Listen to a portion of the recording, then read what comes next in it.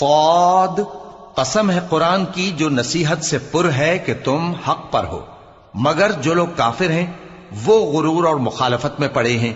ہم نے ان سے پہلے بہت سی امتوں کو ہلاک کر دیا تو وہ عذاب کے وقت لگے فریاد کرنے، اور وہ چھٹکارے کا وقت نہیں تھا۔ اور انہوں نے تعجب کیا کہ ان کے پاس انہی میں سے ایک خبردار کرنے والا آیا، اور کافر کہنے لگے کہ یہ تو جادوگر ہے جھوٹا، کیا اس نے اتنے معبودوں کی جگہ ایک ہی معبود قرار دے دیا؟ یہ تو بڑی عجیب بات ہے۔ اور ان میں جو معزز تھے وہ چل کھڑے ہوئے اور بولے کہ چلو اور اپنے معبودوں کی پوجا پر قائم رہو، بے شک یہ ایسی بات ہے جس میں کوئی خاص غرض ہے، یہ بات کسی دوسرے مذہب میں ہم نے کبھی سنی ہی نہیں، یہ تو بالکل گھڑی ہوئی بات ہے۔ کیا ہم سب میں سے اسی پر نصیحت کی کتاب اتری ہے؟ اصل بات یہ ہے کہ یہ لوگ میری نصیحت کی طرف سے شک میں ہیں، بلکہ انہوں نے ابھی میرے عذاب کا مزہ نہیں چکھا۔ کیا ان کے پاس تمہارے پروردگار کی رحمت کے خزانے ہیں جو غالب ہے، سب کچھ عطا کرنے والا ہے؟ یا آسمانوں اور زمین اور جو کچھ ان میں ہے ان سب پر انہی کی حکومت ہے؟ تو چاہیے کہ رسیاں تان کر آسمانوں پر چڑھ جائیں۔ یہاں شکست کھائے ہوئے گروہوں میں سے یہ بھی ایک لشکر ہے۔ ان سے پہلے نوح کی قوم اور عاد اور میخوں والا فرعون بھی جھٹلا چکے ہیں، اور سمود اور لوط کی قوم اور بن کے رہنے والے بھی، یہی وہ شکست خوردہ گروہ ہیں۔ ان سب نے پیغمبروں کو جھٹلایا تو میرا عذاب ان پر آ واقع ہوا۔ اور یہ لوگ تو صرف ایک زور کی آواز کا جس میں شروع ہونے کے بعد کچھ وقفہ نہیں ہوگا انتظار کرتے ہیں، اور کہتے ہیں کہ اے ہمارے پروردگار، ہم کو ہمارا حصہ جلدی سے حساب کے دن سے پہلے ہی دے دے۔ اے پیغمبر صلی اللہ علیہ وآلہ وسلم، یہ جو کچھ کہتے ہیں اس پر صبر کرو، اور ہمارے بندے داؤد کو یاد کرو جو صاحب قوت تھے، بے شک وہ رجوع کرنے والے تھے۔ ہم نے پہاڑوں کو ان کے زیر فرمان کر دیا تھا کہ صبح و شام ان کے ساتھ تسبیح کرتے تھے، اور پرندوں کو بھی کہ وہ جمع رہتے تھے، ہر ایک ان کے آگے رجوع رہتا تھا۔ اور ہم نے ان کی بادشاہی کو مستحکم کیا اور ان کو حکمت اور فیصلہ کن خطابت عطا فرمائی۔ اور اے نبی صلی اللہ علیہ وآلہ وسلم، کیا تمہارے پاس ان جھگڑنے والوں کی بھی خبر آئی ہے جب وہ دیوار پھاند کر اندر داخل ہوئے؟ جس وقت وہ داؤد کے پاس آئے تو وہ ان سے گھبرا گئے۔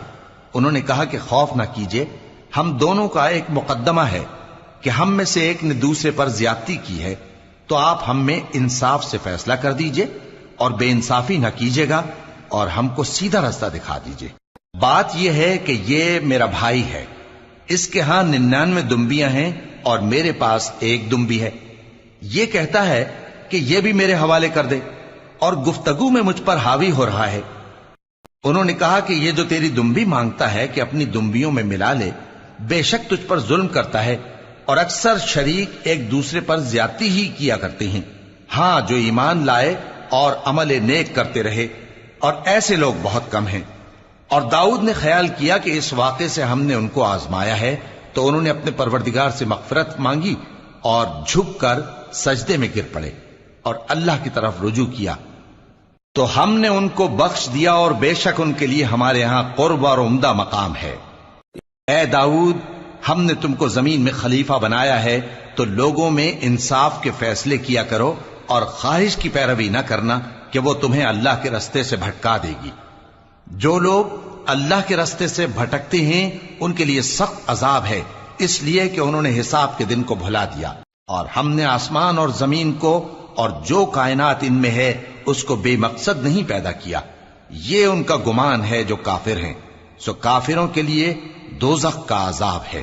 جو لوگ ایمان لائے اور عمل نیک کرتے رہے، کیا ان کو ہم ان کی طرح کر دیں گے جو ملک میں فساد کرتے ہیں، یا پرہیزگاروں کو بدکاروں کی طرح کر دیں گے؟ یہ کتاب جو ہم نے تم پر نازل کی ہے بابرکت ہے، تاکہ لوگ اس کی آیتوں میں غور کریں اور تاکہ اہل عقل نصیحت حاصل کریں۔ اور ہم نے داؤد کو سلیمان عطا کیے، بہت خوب بندے تھے، اور وہ اللہ کی طرف بہت رجوع کرنے والے تھے۔ جب ان کے سامنے شام کو اصیل گھوڑے پیش کیے گئے تو کہنے لگے کہ میں نے اپنے پروردگار کی یاد سے غافل ہو کر مال کی محبت اختیار کی، یہاں تک کہ آفتاب پردے میں چھپ گیا۔ بولے کہ ان کو میرے پاس واپس لاؤ۔ پھر ان کی ٹانگوں اور گردنوں پر ہاتھ پھیرنے لگے۔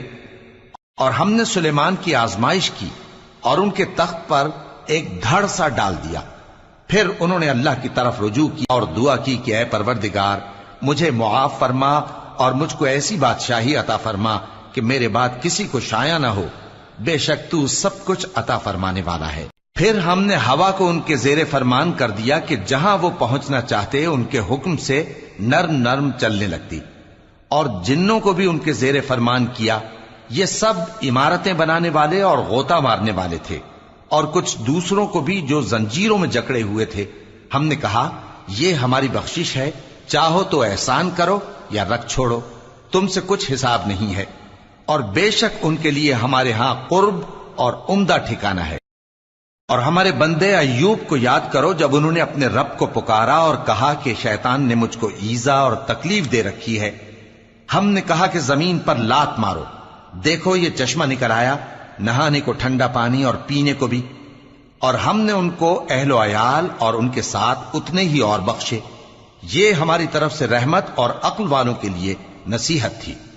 اور ہم نے کہا اپنے ہاتھ میں تنکوں کا ایک مٹھا لو، پھر اس سے مار لو اور قسم نہ توڑو، بے شک ہم نے ان کو ثابت قدم پایا، بہت خوب بندے تھے، بے شک وہ بہت رجوع کرنے والے تھے۔ اور ہمارے بندوں ابراہیم اور اسحاق اور یعقوب کو یاد کرو جو قوت والے اور صاحب نظر تھے۔ ہم نے ان کو ایک صفت خاص آخرت کے گھر کی یاد سے ممتاز کیا تھا، اور وہ ہمارے نزدیک منتخب اور خوبی والوں میں سے تھے۔ اور اسماعیل اور الیسع اور ذوالکفل کو یاد کرو، اور یہ سب بھی خوبی والوں میں سے تھے۔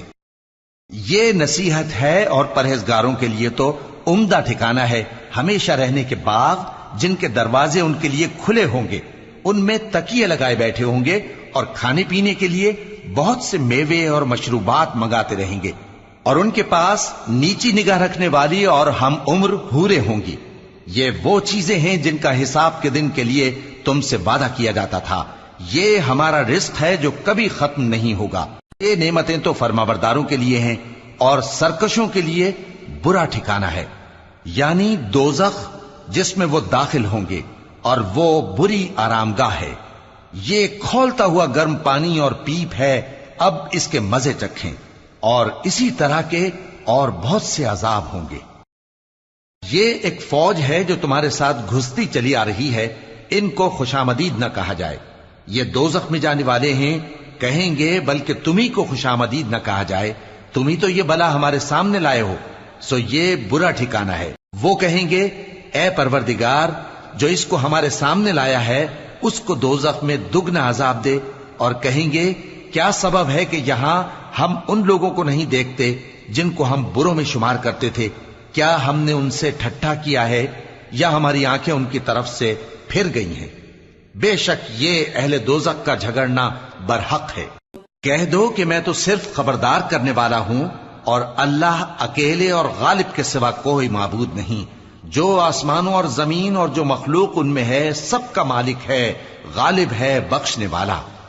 کہہ دو کہ یہ ایک بڑی ہولناک چیز کی خبر ہے جس کو تم دھیان میں نہیں لاتے۔ مجھ کو اوپر کی مجلس والوں کا جب وہ جھگڑتے تھے کچھ بھی علم نہ تھا، میری طرف تو یہی وحی کی جاتی ہے کہ میں کھلم کھلا خبردار کرنے والا ہوں۔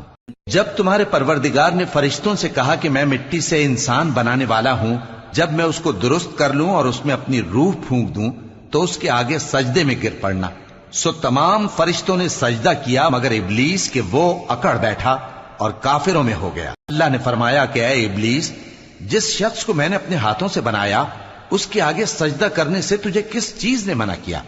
کیا تو غرور میں آ گیا یا اونچے درجے والوں میں تھا؟ بولا کہ میں اس سے بہتر ہوں کہ تو نے مجھ کو آگ سے پیدا کیا اور اسے مٹی سے بنایا۔ فرمایا بس یہاں سے نکل جا، تو مردود ہے اور تجھ پر قیامت کے دن تک میری لعنت پڑتی رہے گی۔ کہنے لگا کہ میرے پروردگار اچھا تو مجھے اس روز تک کہ لوگ اٹھائے جائیں مہلت دے۔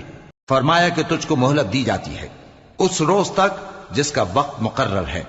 کہنے لگا کہ مجھے تیری عزت کی قسم میں ان سب کو بہکاتا رہوں گا سوائے ان کے جو تیرے چنے ہوئے بندے ہیں۔